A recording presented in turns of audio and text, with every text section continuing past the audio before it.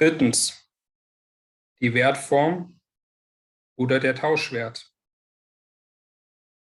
Waren kommen zur Welt in der Form von Gebrauchswerten oder Warenkörpern, als Eisen, Leinwand, Weizen und so weiter. Es ist dies ihre hausbackene Naturalform. Sie sind jedoch nur Waren, weil doppeltes Gebrauchsgegenstände und zugleich Wertträger. Sie erscheinen daher nur als Waren oder besitzen nur die Form von Waren, sofern sie Doppelform besitzen, Naturalform und Wertform. Die Wertgegenständlichkeit der Waren unterscheidet sich dadurch von der Wittig, dass man nicht weiß, wo sie zu haben ist. Im geraden Gegenteil zur sinnlich groben Gegenständlichkeit der Warenkörper geht kein Atom, Naturstoff, in ihre Wertgegenständlichkeit ein. Man mag daher eine einzelne Ware drehen und wenden, wie man will. Sie bleibt unfassbar als Wertding. Erinnern wir uns jedoch, dass die Waren nur Wertgegenständlichkeit besitzen, sofern sie Ausdrücke derselben gesellschaftlichen Einheit, menschliche Arbeit sind. Dass ihre Wertgegenständlichkeit also rein gesellschaftlich ist. So versteht sich auch von selbst, dass sie nur im gesellschaftlichen Verhältnis von Ware zu Ware erscheinen kann. Wir gingen in der Tat im Tauschwert oder Austauschverhältnis der Waren aus, um ihrem darin versteckten Wert auf die Spur zu kommen. Wir müssen jetzt zu dieser Erscheinungsform des Wertes zurückkehren. Jedermann weiß, wenn er auch sonst nichts weiß, dass die Waren in höchst auffälligem Kontrast zu den bunten Naturalformen ihrer Gebrauchswerte eine gemeinsame Wertform besitzen, die Geldform.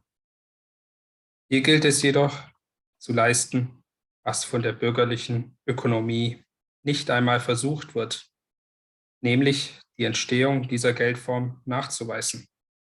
Also die Entwicklung des im Wertverhältnis der Waren enthaltenen Wertausdrucks von seiner einfachsten, unscheinbarsten Gestalt bis zur blendenden Geldform zu verfolgen. Damit verschwindet zugleich das Geldrätsel. Das einfachste Wertverhältnis ist offenbar das Wertverhältnis einer Ware zu einer einzigen, verschiedenartigen Ware, gleichgültig welcher. Das Wertverhältnis zweier Waren liefert daher den einfachsten Wertausdruck für eine Ware. A. Punkt. Einfache oder einzelne Wertform. X Ware A ist gleich Y Ware B. Oder X Ware A ist Y Ware B Wert. 20 Ellen Leinwand ist gleich ein Rock oder 20 Ellen Leinwand sind ein Rock wert. A. Die beiden Pole des Wertausdrucks. Relative Wertform und Äquivalentform. Das Geheimnis aller Wertformen steckt in dieser einfachen Form. Ihre Analyse bietet daher die eigentliche Schwierigkeit. Es spielen hier zwei verschiedenartige Waren, A und B. In unserem Beispiel Leinwand und Rock, offenbar zwei verschiedene Rollen. Die Leinwand drückt ihren Wert aus im Rock. Der Rock dient zum Material dieses Wertausdrucks. Die erste Ware spielt eine aktive, die zweite eine passive Rolle. Der Wert der ersten Ware ist als relativer Wert dargestellt. Oder sie befindet sich in relativer Wertform. Die zweite Ware funktioniert als Äquivalent oder befindet sich in Äquivalentform. Relative Wertform und Äquivalentform sind zueinander gehörige, sich wechselseitige, bedingende, unzertrennliche Momente, aber zugleich einander ausschließende oder entgegengesetzte Extreme, das heißt Pole desselben Wertausdrucks. Sie verteilen sich stets auf die verschiedenen Waren, die der Wertausdruck aufeinander bezieht.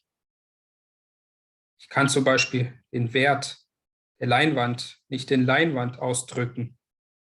20 Ellen Leinwand ist gleich 20 Ellen Leinwand ist kein Wertausdruck.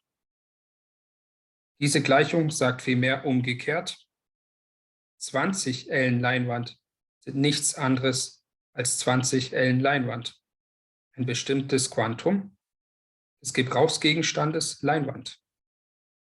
Der Wert der Leinwand kann also nur relativ ausgedrückt werden, das heißt in anderer Ware. Die relative Wertform der Leinwand unterstellt daher, dass irgendeine andere Ware sich ihr gegenüber in der Äquivalentform befindet. Andererseits, diese andere Ware, die als Äquivalent auftritt, kann sich nicht gleichzeitig in relative Wertform befinden. Nicht sie drückt ihren Wert aus, sie liefert nur dem Wertausdruck anderer Ware das Material. Allerdings schließt der Ausdruck 20 Ellen Leinwand ist gleich ein Rock oder 20 Ellen Leinwand sind ein Rock wert. Auch die Rückbeziehung ein Rock ist gleich 20 Ellen Leinwand oder ein Rock ist 20 Ellen Leinwand wert. Aber so muss ich doch die Gleichung umkehren, um den Wert des Rocks relativ auszudrücken. Und sobald ich das tue, wird die Leinwand äquivalent statt des Rocks. Dieselbe Ware kann also in demselben Wertausdruck nicht gleichzeitig in beiden Formen auftreten. Diese schließen sich vielmehr als Pole aus. Ob eine Ware sich nun in relativer Wertform befindet oder in der entgegengesetzten Äquivalentform, hängt ausschließlich ab von ihrer jedesmaligen Stelle im Wertausdruck. Das heißt davon, ob sie die Ware ist, deren Wert, oder aber die Ware, worin Wert ausgedrückt wird. B. Die relative Wertform. Alpha. Gehalt der relativen Wertform. Um herauszufinden, wie der einfache Wertausdruck einer Ware im Wertverhältnis zweier Waren steckt, muss man letzteres zunächst ganz unabhängig von seiner quantitativen Seite betrachten. Man verfährt meist gerade umgekehrt und sieht im Wertverhältnis nur die Proportion, worin bestimmte Quanta zweier Warensorten einander gleich gelten. Man übersieht, dass die Größen verschiedener Dinge erst quantitativ vergleichbar werden, nach ihrer Reduktion auf dieselbe Einheit. Nur als Ausdrücke derselben Einheit sind sie gleichnamige, daher kommensurable Größen. 20 Ellen Leinwand ist gleich ein Rock oder 20 oder ist gleich x Röcke, das heißt, ob ein gegebenes Quantum Leinwand viele oder wenige Röcke wert ist. Jede solche Proportion schließt stets ein, dass Leinwand und Röcke als Wertgrößen Ausdrücke derselben Einheit, Dinge und derselben Natur sind. Leinwand ist gleich Rock, ist die Grundlage der Gleichung. Aber die zwei qualitativ gleichgesetzten Waren spielen nicht dieselbe Rolle. Nur der Wert der Leinwand wird ausgedrückt. Und wie? Durch ihre Beziehung auf den Rock als ihr Äquivalent oder mit ihr Austauschbares. In diesem Verhältnis gilt der Rock als Existenzform von Wert, als Wertding, denn nur als solches ist er dasselbe wie die Leinwand. Andererseits kommt das eigene Wertsein der Leinwand zum Vorschein oder erhält einen selbstständigen Ausdruck. Denn nur als Wert ist sie auf den Rock als gleichwertiges oder mit ihr austauschbares bezüglich. Sagen wir, als Werte sind die Waren bloße Gelehrten menschlicher Arbeit. So reduziert unsere Analyse dieselben auf die Wertabstraktion, gibt ihnen aber keine von ihren Naturalformen verschiedene Wertformen. Anders im Wertverhältnis einer Ware zu anderen. Ihr Wertcharakter tritt hier hervor durch ihre eigene Beziehung zu der anderen Ware. Indem zum Beispiel der Rock als Wertding der Leinwand gleichgesetzt wird, wird die in ihm steckende Arbeit der in ihr steckenden Arbeit gleichgesetzt. Nun ist zwar die Schneiderei, die den Rock macht, eine von der Weberei, die die Leinwand macht, verschiedenartige, konkrete Arbeit. Aber die Gleichsetzung mit der Weberei reduziert die Schneiderei tatsächlich auf das in beiden Arbeiten wirklich Gleiche, auf ihre gemeinsame Eigenschaft, menschliche Arbeit. Auf diesem Umweg ist dann gesagt, dass auch die Weberei, sofern sie Wert webt, keine Unterscheidungsmerkmale von der Schneiderei besitzt, also abstrakt menschliche Arbeit ist. Nur der Äquivalenzausdruck verschiedenartiger Waren bringt das unterscheidende Merkmal der wertbildenden Arbeit zum Vorschein, indem er die in den verschiedenartigen Waren steckenden verschiedenartigen Arbeiten tatsächlich auf ihr Gemeinsames reduziert, auf menschliche Arbeit überhaupt. Es genügt indes nicht, das unterscheidende Merkmal der Arbeit auszudrücken, woraus der Wert der Leinwand besteht. Menschliche Arbeitskraft im flüssigen Zustand oder menschliche Arbeit bildet Wert, aber ist nicht Wert. Sie wird Wert in geronnenem Zustand, in gegenständlicher Form. Um den Leinwandwert als Gelehrte menschlicher Arbeit auszudrücken, muss er als eine Gegenständlichkeit ausgedrückt werden, welche von der Leinwand selbst dinglich verschieden und ihr zugleich mit anderer Ware gemeinsam ist. Die Aufgabe ist bereits gelöst. Im Wertverhältnis der Leinwand gilt der Rock als ihr qualitativ Gleiches, als Ding von derselben Natur, weil er ein Wert ist. Er gilt hier daher als ein Ding, worin Wert erscheint oder welches in seiner handgreiflichen Naturalform Wert darstellt. Nun ist zwar der Rock, der Körper, der Rockware ein bloßer Gebrauchswert. Ein Rock drückt ebenso wenig Wert aus als das erste beste Stück Leinwand. Dies beweist nur, dass er innerhalb des Wertverhältnisses der Leinwand mehr bedeutet als außerhalb desselben. Wie so mancher Mensch innerhalb eines betreßten Rockes mehr bedeutet als außerhalb desselben. In der Produktion des Rockes ist tatsächlich unter der Form der Schneiderei menschliche Arbeitskraft verausgabt worden. Es ist also menschliche Arbeit in ihm aufgehäuft.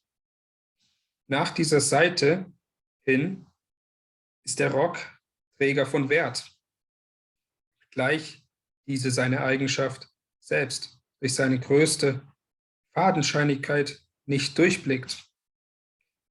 Und im Wertverhältnis der Leinwand gilt er nur nach dieser Seite, daher als verkörperter Wert, als Wertkörper.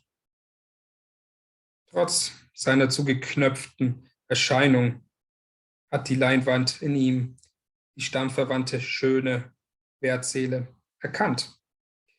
Der Rock kann ihr gegenüber jedoch nicht Wert darstellen, ohne dass für sie gleichzeitig der Wert die Form eines Rockes annimmt. So kann sich das Individuum A nicht zum Individuum B als einer Majestät verhalten, ohne dass für A die Majestät zugleich die Leibesgestalt von B annimmt und daher Gesichtszüge, Haare und manches andere noch mit dem jedesmaligen Landesvater wechselt. Im Wertverhältnis, worin der Rock das Äquivalent der Leinwand bildet, gilt also die Rockform als Wertform. Der Wert der wahre Leinwand wird daher ausgedrückt im Körper der wahre Rock. Der Wert einer Ware im Gebrauchswert der anderen. Als Gebrauchswert ist die Leinwand ein vom Rock sinnlich verschiedenes Ding. Als Wert ist die Rock Gleiches und sieht daher aus wie ein Rock. So erhält sie eine von ihrer Naturalform verschiedene Wertform. Ihr Wertsein erscheint in ihrer Gleichheit mit dem Rock wie die Schafsnatur des Christen in seiner Gleichheit mit dem Lamm Gottes. Man sieht alles, was uns die Analyse des wahren Werts vorhersagte, sagt die Leinwand selbst, sobald sie den Umgang mit anderer Ware, dem Rock, tritt.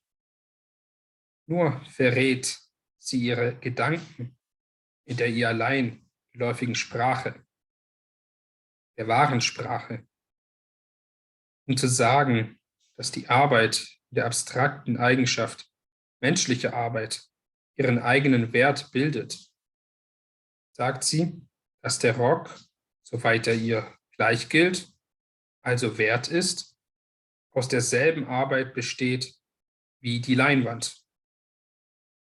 Um zu sagen, dass ihre geläuterte Wertgegenständlichkeit von ihrem steifleinenen Körper verschieden ist, sagt sie, dass Wert aussieht wie ein Rock und daher sie selbst als Wertding dem Rock gleicht, wie ein Ei dem anderen.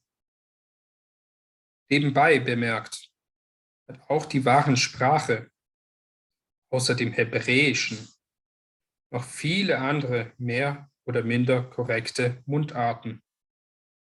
Das deutsche Wertsein drückt zum Beispiel minder schlagend aus als das romanische Zeitwort valere.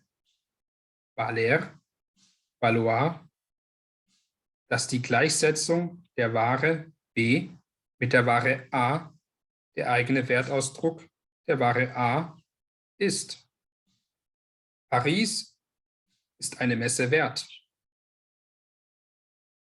Vermittels des Wertverhältnisses wird also die Naturalform der Ware B zur Wertform der Ware A oder der Körper der Ware B zum Wertspiegel der Ware A.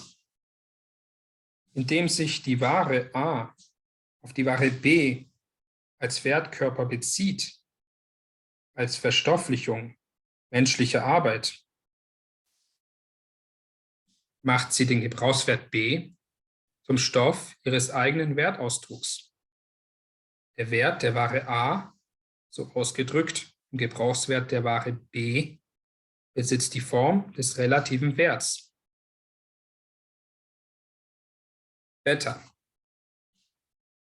Quantitative Bestimmtheit der relativen Wertform. Jede Ware, deren Wert ausgedrückt werden soll, ist ein Gebrauchsgegenstand von gegebenem Quantum. 15 Scheffel Weizen, 100 Pfund Kaffee und so weiter. Dieses gegebene Warenquantum enthält ein bestimmtes Quantum menschlicher Arbeit. Die Wertform hat also nicht nur Wert überhaupt, sondern quantitativ bestimmten Wert oder Wertgröße auszudrücken.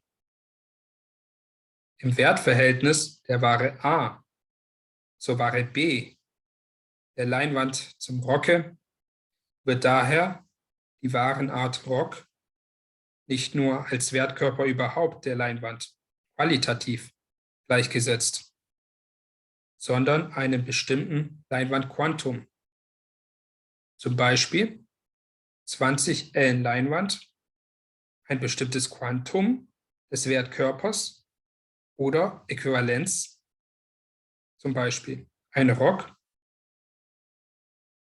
Die Gleichung 20 Ellen Leinwand ist gleich ein Rock oder 20 Ellen Leinwand sind ein Rock wert, setzt voraus, dass in ein Rock gerade so viel Wertsubstanz steckt als in 20 Ellen Leinwand, dass beide Warenquanta also gleich viel Arbeit kosten oder gleich große Arbeitszeit.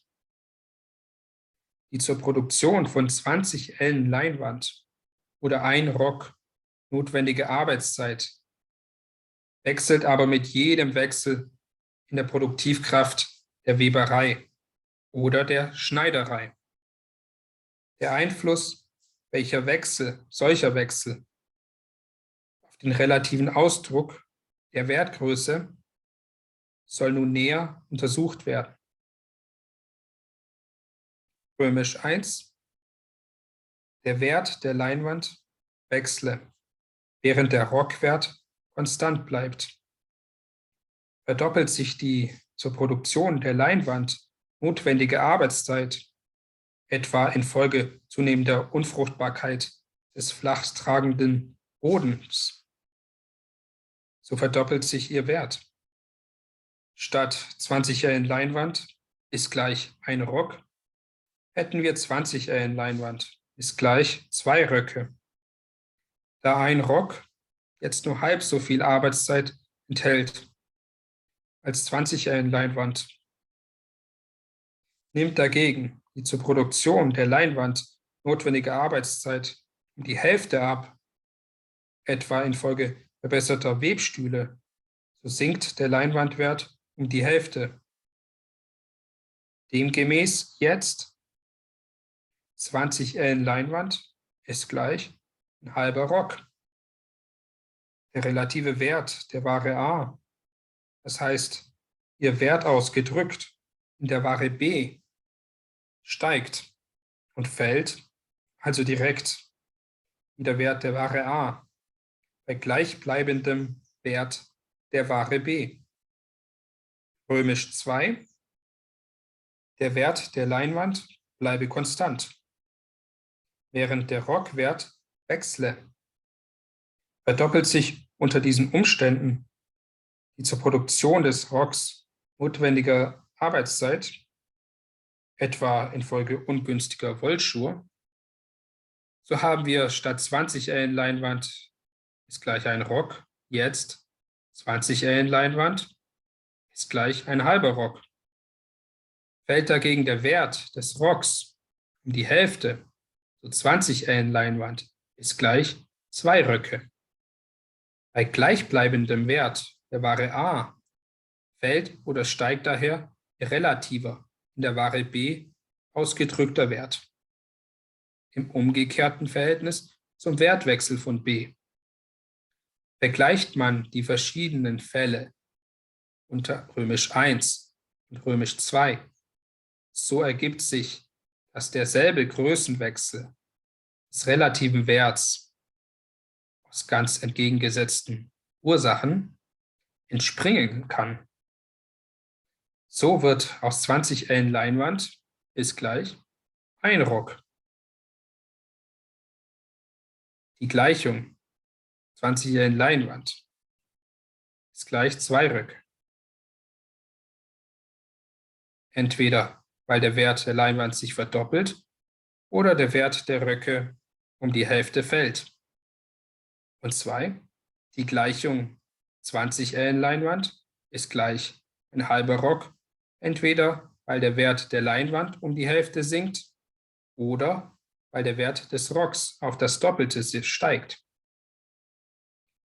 Römisch 3, die zur Produktion von Leinwand und Rock notwendigen Arbeitsquanten mögen gleichzeitig in derselben Richtung und derselben Proportion wechseln.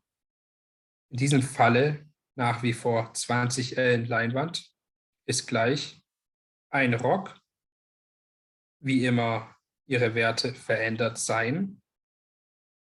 Man entdeckt ihren Wertwechsel, sobald man sie mit einer dritten Ware vergleicht, deren Wert konstant blieb. Stiegen oder fielen die Werte aller Waren gleichzeitig und in derselben Proportion, so würden ihre relativen Werte unverändert bleiben. Ihren wirklichen Wertwechsel ersehe man daraus, dass in derselben Arbeitszeit nun allgemein ein größeres oder kleineres Warenquantum als vorher geliefert wurde. Römisch 4, die zur Produktion von Leinwand bzw.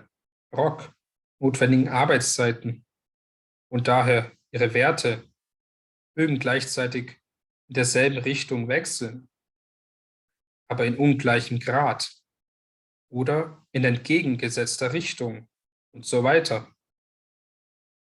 Der Einfluss aller möglichen derartigen Kombinationen auf den relativen Wert einer Ware ergibt sich einfach durch Anwendung der Fälle Römisch 1, Römisch 2 und Römisch 3. Wirkliche Wechsel der Wertgröße spiegeln sich also weder unzweideutig noch erschöpfend wider in ihrem relativen Ausdruck oder in der Größe des relativen Werts. Der relative Wert einer Ware kann wechseln, obgleich ihr Wert konstant bleibt. Ihr relativer Wert kann konstant bleiben, obgleich ihr Wert wechselt.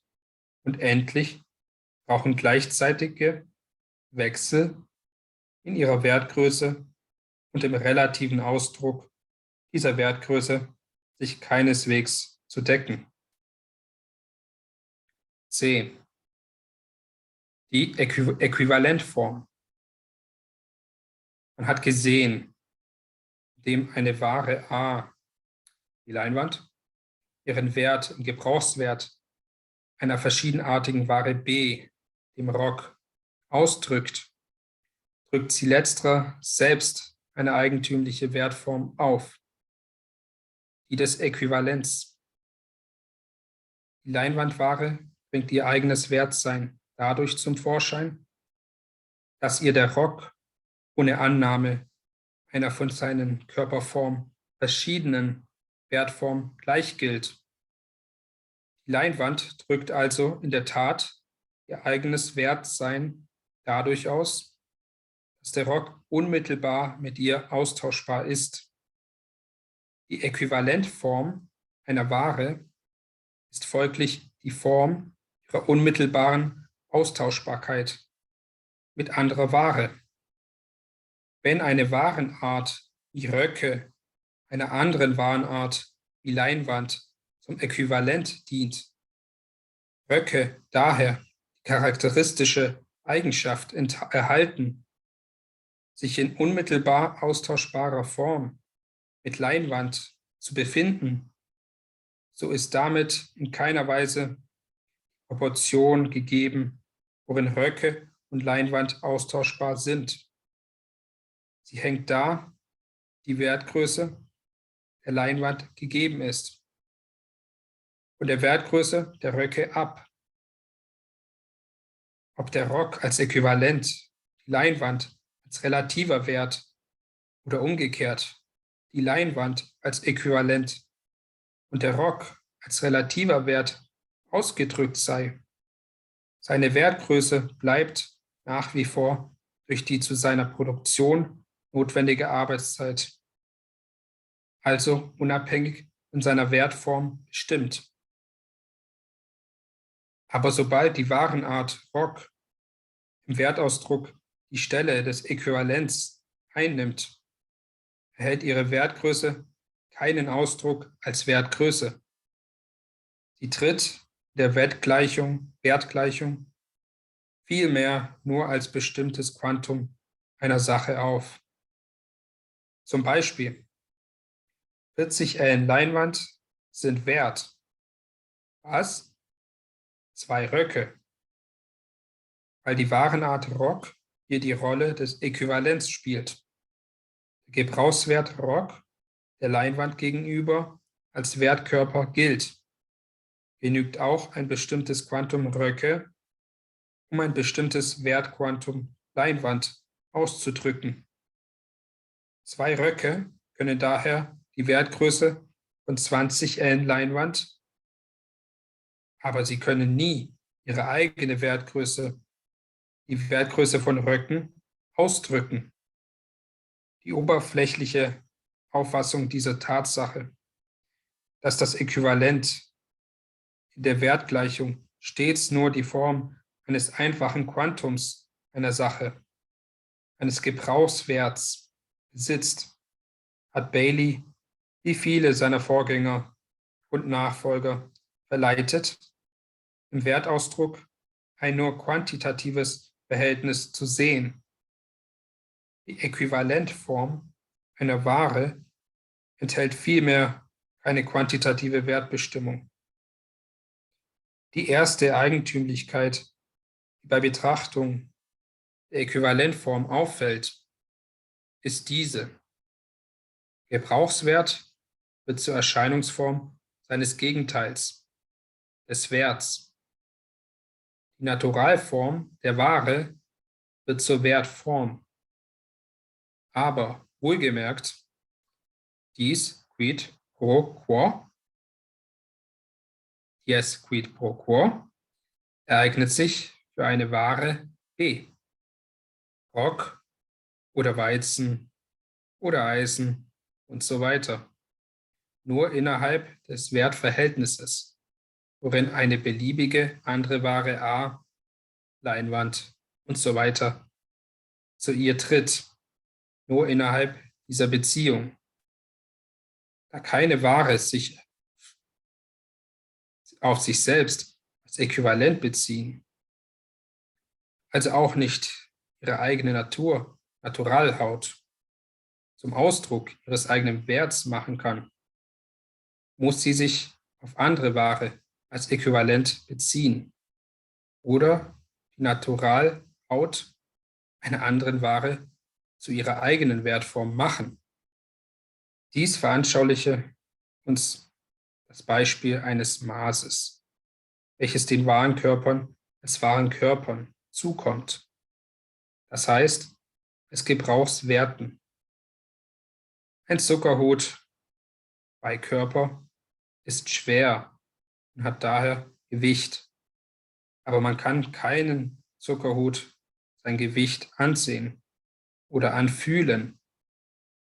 Wir nehmen nun verschiedene Stücke Eisen, deren Gewicht vorher bestimmt ist. Die Körperform des Eisens für sich betrachtet ist ebenso wenig Erscheinungsform der Schwere als die des Zuckerhuts. Dennoch, um den Zuckerhut als Schwere auszudrücken, setzen wir ihn in ein Gewichtsverhältnis zum Eisen. In diesem Verhältnis gilt das Eisen als ein Körper, der nichts darstellt außer Schwere. Eisenquanten dienen daher zum Gewichtsmaß des Zuckers und vertreten den Zuckerkörper gegenüber Erscheinungsform und Schwere. Diese Rolle spielt das Eisen nur innerhalb dieses Verhältnisses, worin der Zucker oder irgendein anderer Körper, dessen Gewicht gefunden werden soll, zu ihm tritt. Wären beide Dinge nicht schwer, so könnten sie nicht in dies Verhältnis treten und das eine daher nicht zum Ausdruck der Schwere des anderen dienen. Werfen wir beide auf die Waagschale, so sehen wir in der Tat, dass sie als Schwere dasselbe und daher in bestimmter Proportion auch von demselben Gewicht sind. Wie der Eisenkörper als Gewichtsmaß im Zuckerhut gegenüber Schwere, so vertritt in unserem Wertausdruck der Rockkörper der Leinwand gegenüber nur Wert.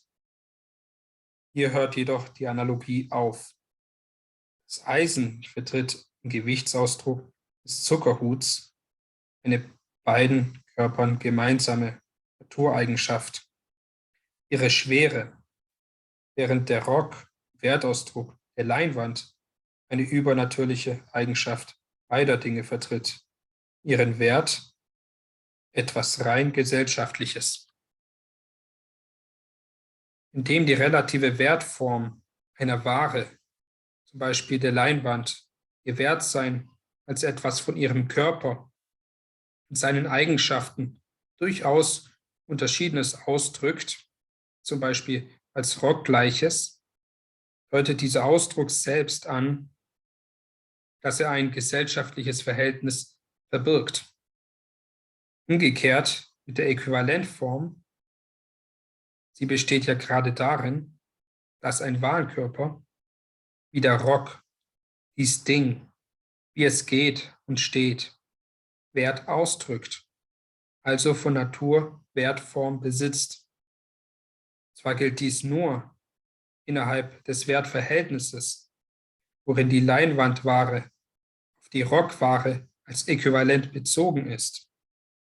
Da aber Eigenschaften eines Dings nicht aus seinem Verhältnis zu anderen Dingen entspringen, sich vielmehr in solchem Verhältnis nur betätigen, scheint auch der Rock seine Äquivalentform, seine Eigenschaft unmittelbarer Austauschbarkeit ebenso sehr von Natur zu besitzen, als seine Eigenschaft schwer zu sein oder warm zu halten.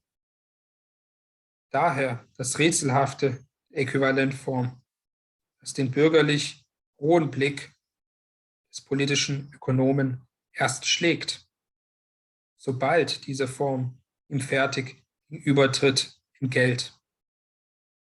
Dann sucht er den mystischen Charakter von Gold und Silber wegzuklären, indem er ihnen minder blendende Waren unterschiebt und mit stets erneutem Vergnügen den Katalog all des wahren Pöbels ableiert, der seinerzeit die Rolle des wahren Äquivalents gespielt hat. Er ahnt nicht, dass schon der einfachste Wertausdruck, die 20 Ellen Leinwand, ist gleich ein Rock, das Rätsel der Äquivalentform zu lösen gibt. Der Körper der Ware, die zum Äquivalent dient, gilt stets als Verkörperung abstrakt menschlicher Arbeit und ist stets das Produkt einer bestimmten nützlichen, konkreten Arbeit. Die konkrete Arbeit wird also zum Ausdruck abstrakt menschlicher Arbeit. Gilt der Rock zum Beispiel als bloße Verwirklichung, so die Schneiderei sich tatsächlich in ihm verwirklicht, als bloße Verwirklichungsform abstrakt menschlicher Arbeit. Im Wertausdruck der Leinwand besteht die Nützlichkeit der Schneiderei nicht darin, dass sie Kleider, also auch Leute, sondern dass sie einen Körper macht, dem man es ansieht, dass er wert ist, also Gelehrte von Arbeit, die sich durchaus nicht unterscheidet von der im Leinwandwert vergegenständlichten Arbeit. Um solch einen Wertspiegel zu machen, muss die Schneiderei selbst nichts widerspiegeln, außer ihrer abstrakten Eigenschaft, menschliche Arbeit zu sein. In der Form der Schneiderei, wie in der Form der Weberei, wird menschliche Arbeitskraft verausgabt. Beide besitzen daher die allgemeine Eigenschaft menschlicher Arbeit und mögen daher in bestimmten Fällen, zum Beispiel bei der Wertproduktion, nur unter diesem Gesichtspunkt in Betracht kommen. All das ist nicht mysteriös. Aber im Wertausdruck der Ware wird die Sache verdreht, um zum Beispiel auszudrücken, dass das Weben nicht in seiner konkreten Form als Weben, sondern in seiner allgemeinen Eigenschaft als menschliche Arbeit den Leinwandwert bildet, wird ihm die Schneiderei, die konkrete Arbeit, die das Leinwandäquivalent produziert, gegenübergestellt als die handgreifliche Verwirklichungsform abstrakt menschlicher Arbeit. Es ist also eine zweite Eigentümlichkeit der Äquivalentform, dass konkrete Arbeit zur Erscheinungsform ihres Gegenteils, abstrakt menschliche Arbeit, wird. Indem aber diese konkrete Arbeit, die Schneiderei, als bloßer Ausdruck unterschiedsloser menschlicher Arbeit gilt, besitzt sie die Form der Gleichheit mit anderer Arbeit, der in der Leinwand steckenden Arbeit, und ist daher, obgleich Privatarbeit, wie alle andere Waren produzierende Arbeit, dennoch Arbeit in unmittelbar gesellschaftlicher Form. Eben deshalb stellt sie sich dar in einem Produkt, das unmittelbar austauschbar mit anderer Ware ist. Es ist also eine dritte Eigentümlichkeit der Äquivalentform, dass Privatarbeit zur Form ihres Gegenteils wird, zu Arbeit in unmittelbar gesellschaftlicher Form. Die beiden zuletzt entwickelten Eigentümlichkeiten der Äquivalentform werden noch fassbarer, wenn wir zu dem großen Forscher zurückgehen, der die Wertform, wie so viele Denkformen, Gesellschaftsformen und Naturformen zuerst analysiert hat. Es ist dies Aristoteles. Zunächst spricht Aristoteles klar aus, dass die Geldform der Ware nur die weiterentwickelte Gestalt der einfachen Wertform ist, das heißt, des Ausdrucks des Werts einer Ware in irgendeiner beliebigen anderen Ware. Denn er sagt, 5 Polster ist gleich ein Haus. Unterscheidet sich nicht von 5 Polster, so und so viel Geld. Er sieht ferner ein, dass das Wertverhältnis, worin dieser Wertausdruck steckt, seinerseits bedingt, dass das Haus dem Polster qualitativ gleichgesetzt wird und dass diese sinnlich verschiedenen Dinge ohne solche Wesensgleichheit nicht als kommensurable Größen aufeinander beziehbar wären. Der Austausch, sagt er, kann nicht sein ohne die Gleichheit aber nicht ohne die Kommensurabilität. Hier aber stutzt er und gibt die weitere Analyse der Wertform auf. Es ist aber in Wahrheit unmöglich, dass so verschiedenartige Dinge kommensurabel, das heißt qualitativ gleich sein. Diese Gleichsetzung kann nur etwas der wahren Natur der Dinge Fremdes sein, also nur Notbehelf für das praktische Bedürfnis. Aristoteles sagt uns also selbst, woran seine weitere Analyse scheitert.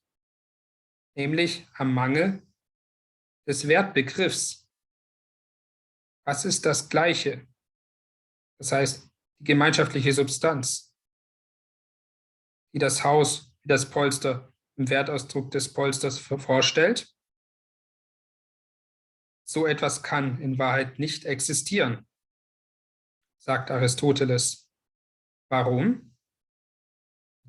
Das Haus stellt dem Polster gegenüber ein Gleiches vor, soweit es das in beiden, dem Polster und dem Haus, wirklich Gleiche vorstellt. Und das ist menschliche Arbeit. Dass aber in der Form der wahren Werte alle Arbeiten als gleiche menschliche Arbeit und daher als gleich geltend ausgedrückt sind, konnte Aristoteles nicht aus der Wertform selbst herauslesen. Weil die griechische Gesellschaft auf der Sklavenarbeit beruhte, daher die Ungleichheit der Menschen und ihre Arbeitskräfte zur Naturgrundlage hatte.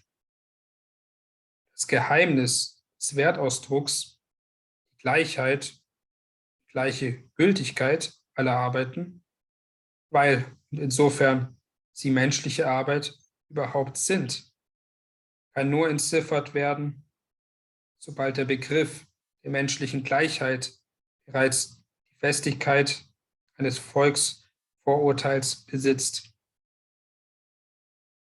Das ist aber erst möglich in einer Gesellschaft, worin die Warenform, die allgemeine Form des Arbeitsprodukts, also auch das Verhältnis der Menschen zueinander als wahren Besitzer, das herrschende gesellschaftliche Verhältnis ist. Das Genie des Aristoteles glänzt gerade darin, dass er im Wertausdruck der Waren ein Gleichheitsverhältnis entdeckt. Nur die historische Schranke der Gesellschaft, worin er lebte, verhindert ihn herauszufinden, worin denn in Wahrheit dies Gleichheitsverhältnis besteht.